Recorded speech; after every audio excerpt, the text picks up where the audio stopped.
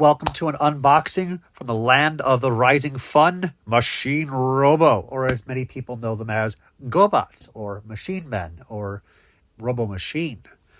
These all went for a really fair price, and I stashed them all up because once in a while you do get a fair price on things, and you do get lucky. The first thing that came to most people's minds is the question, was the damage that you see, the yellowing, was it caused by smoking, or was it caused by yelling from the sun and being in the sunlight from a window?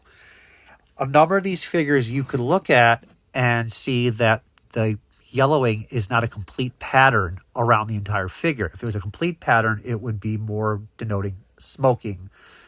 This is more of yellowing in the sun, and I don't smell anything off these figures. Granted, a few of these figures are yellowed all through and through. But that being said, I think a great price that I paid of roughly $400 for everything in here was absolutely insane.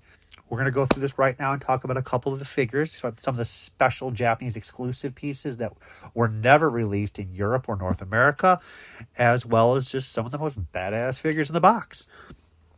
Well, we'll go start with the first one, the Mini Cooper. This figure was never issued outside of Japan. And it's kind of a strange debate of why. They already had the molds existing.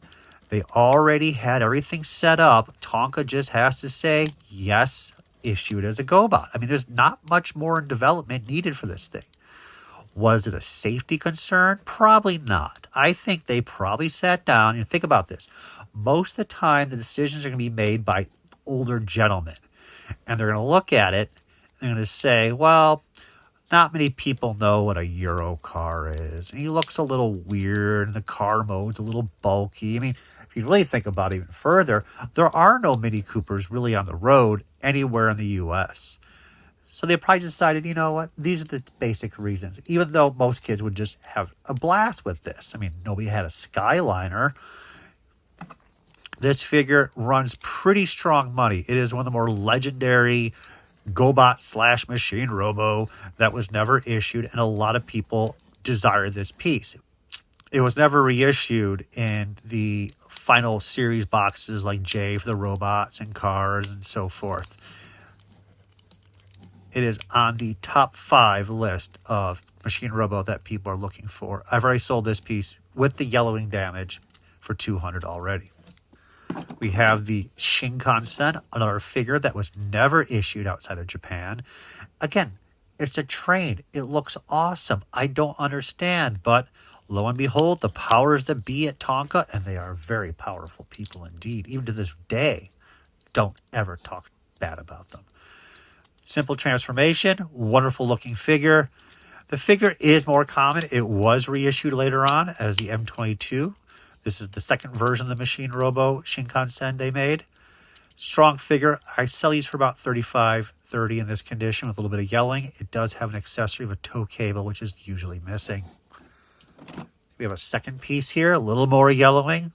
You can see the pattern of the yellowing is not all over. This is probably because it was in robot mode. I will assume that. For the display, yeah, that makes more sense. Just a wonderful basic design. The transformation is just a little more creative than just the basic fold out. And people love this guy. That's 2 of them. We have Heat Seeker. The Japanese version is different than the worldwide release version. In America, he was Heat Seeker. He had orange on the cover here. There were other little slight differences. I think the European version was also a little bit different as well. It's been a while since I sat down and handled all of my collection. Stickers here were Japanese only, a little bit of yellowing, as you can see. Take that back, a lot of yellowing. Still a wonderful figure. I don't know if I can transform it in time for this part. Trying to hammer through this video. But the stickers here are also different for the Japanese version. I would probably sell this still for about $20-25. It's not a rare figure in general. You'll find out a lot of Machine Robo figures are not rare. They're just desired, which the desire is so high, they make them valuable.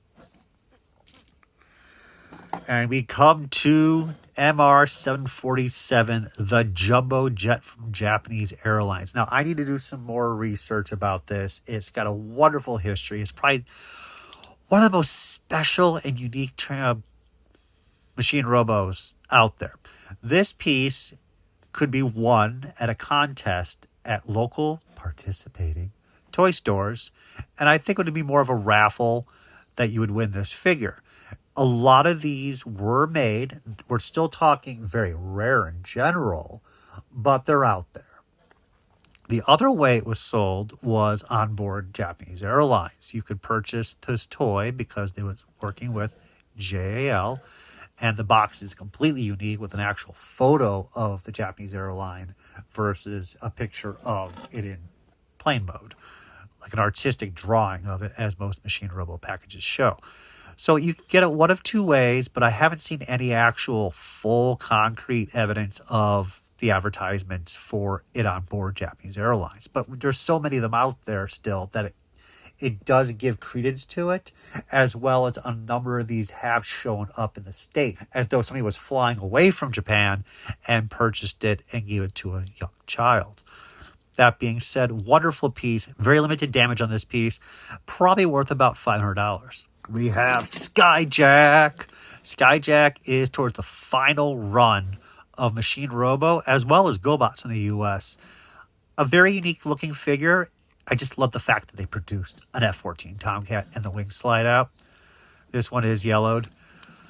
The transformation does have a lot to be desired for, as you can see right there, but at least they were shooting for opposability of the arms, and I think that's a little bit important. I mean, we're not expecting it to move its legs too much, but I'm just still happy they made it. It's just one of those figures where be happy you got more figures versus this canceling the whole line. It has the foil side stickers, while the US one had a clear sticker behind the lettering there. Resale value about this is probably about $25, $35 with the yellowing.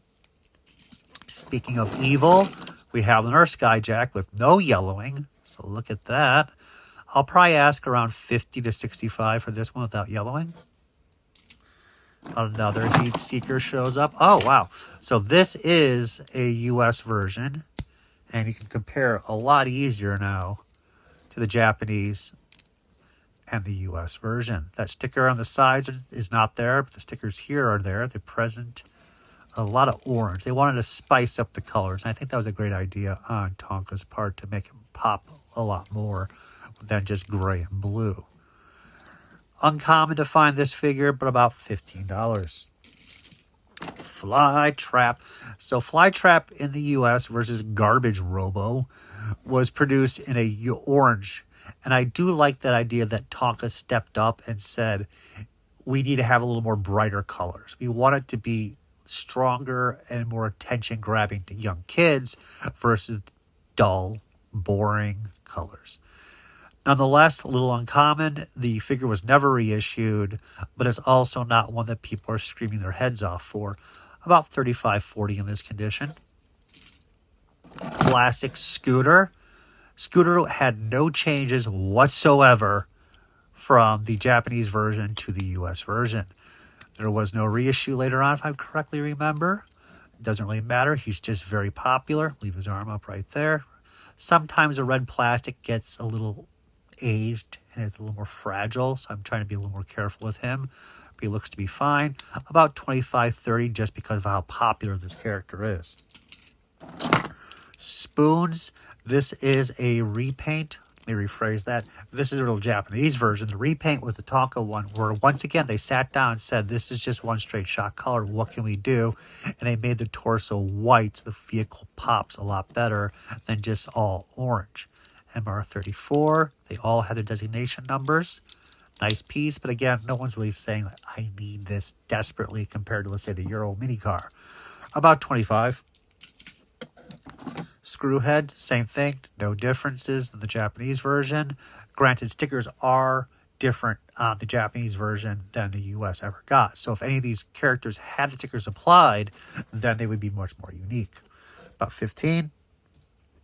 Oh, and our favorite, SR-71 Blackbird Snoop.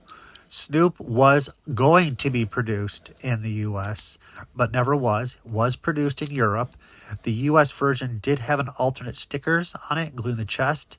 It turned up in final production samples, about 3 so far, But in the end, she was never made. Absolutely great figure. I would suspect the reason why it was never produced was safety standards. You can stab someone pretty deep through the eye socket. We're going to do a follow-up video. We're going to have a skull and demonstration model of how to do that. No, we're not. The figure is very desired, but not too rare in Japan. This one was reissued in the 1987 series. I would probably hazard about $75. At times, the tip here breaks off, but nice shape, $75. Blaster, this is the orange version. In the US, we had green and orange. And you know what? About $10. Pathfinder, excellent. Clean shape, too. I think these stickers down here might be from the Japanese Machine Robo only, while we did receive those in the US. Some stickers were pre-applied. Love this character, had her as a kid. It was just a unique piece. This one was so much different than the usual basic cars and planes. I always did like this. About $10. Dozer. That sticker is a Japanese only piece. A little bit of fading here. The actual metal, it looks like, or it's just the legs got darker and the arms got darker. Dozer's a fun classic, really basic Gobot. This guy just literally just falls over to transform, which I'm not going to perform it now to pull the arms out. There's a little bit of sequential order of operations to transform even the most basic Gobot, or if you don't do it right, you will break it. Missing a little accessory. So this is a much later piece. This is when they wanted to shoot for more posable action figures and then give the concept of one of the various karate, jujitsu, and so forth, and then give him a little vehicle he can clip into to technically transform, but I ain't playing it. This is just a toy with a shell. That's pretty much all it is. About $100 they run. They are intriguing to most collectors. They were never released outside of Japan. We have Crasher. This is the white version. We did receive the white and the black version in the US. The European version had different stickers that were more black and gray than the blue that we have here. Very nice piece. A little bit of yellowing, about 15. Classic Psykill, yellowed, about 10 to 15 for just a beat-up Psykill. The legs always get loose. It's just a design issue. There literally is just a little metal plate there to help push back the legs to make it tight. It's just so basic, but it works until it doesn't work. Tailpipe. Tailpipe indeed. So this is a Skyliner from Japan. This piece is desired. Very, very rare in the U.S. Canada and the U.S. received the black version, which they never received in Europe. And Japan. So the Japanese actually are trying to buy the black tailpipe because of how unique and how rare the figure is. Carded tailpipes, even the red version here, get over $1,000. But when you have the Japanese version, it's not that rare, to be honest. Probably worth about $150 in this condition with the slight discoloration here. But if it doesn't sell, well, I'll just shove it up your tailpipe. We have some more beat-up figures. Oh, he did not survive. Hence the problem with some of the poor wrapping that I receive from Japan at times. This is just disgusting because they don't care. At times the sellers just don't care. Major Mo. So on Major Mo, this white version was released only in Japan. Little uncommon. This one's yellowed pretty deep. This one's not too bad. In the U.S., we received red. And even though I gave great props to Tonka for changing the colors up a lot of the sports cards just ended up being red. So a lot of Gobots, when you lay them all out, they're just mostly red, which I don't have a problem with, but you kind of notice that after a while. A white one would have been a nice change to keep it white in the U.S. About $25, $35 each, maybe a little bit more in this condition. The market kind of comes and goes with this guy. Our Crasher yellow, about 10 to 15. Nothing different with our royalty, about $10. Same with spoons, about $20, $25. You can start seeing the basics. Apollo Robo. This is one of the most legendary and desired of all the Machine Robos in the final series. Again, not particularly rare in Japan, but people want this toy all over. It was never released in the US, but it was released in Europe. It is very difficult to find in Europe. I mean, I actually would say it's extremely rare, and I regret passing up a carded one for $400 many moons ago. This condition, about $100. If it was in white, clean shape, and it had all the nice stickers applied with no frazzling here, maybe about $200. Boxed, the reissue version will be about $300, and if you had the original box that was like the white with the little rainbow color on the side, that one would probably be about $500. Some more basic Machine Robos to speed things up. $10 each. $25 for Nerf Flytrap, yellowed.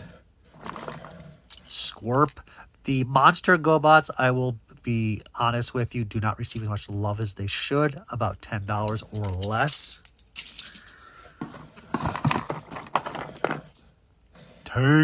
Tank with the silver stickers on this side was Japanese only, so I'll probably get about $15 for that. We have a second Jumbo Jet from Machine Robo, MR-47. That'll be around $400 to $500, and they do break pretty easy. I can see the legs breaking off. You're missing the engines at times. This piece breaks off. I have one for sale right now. This piece completely shattered. It's hit or miss, and strangely enough, these survived. Trike. This is a very odd piece and probably was very fragile, so that Tonka did not decide not to actually issue it as a Gobot. Also, lots of pieces, parts, and it generally didn't look so hot, to be honest, as a fully transformed figure. I didn't get many parts and pieces with this lot, but I did get both back wheels and this wheel to complete this figure.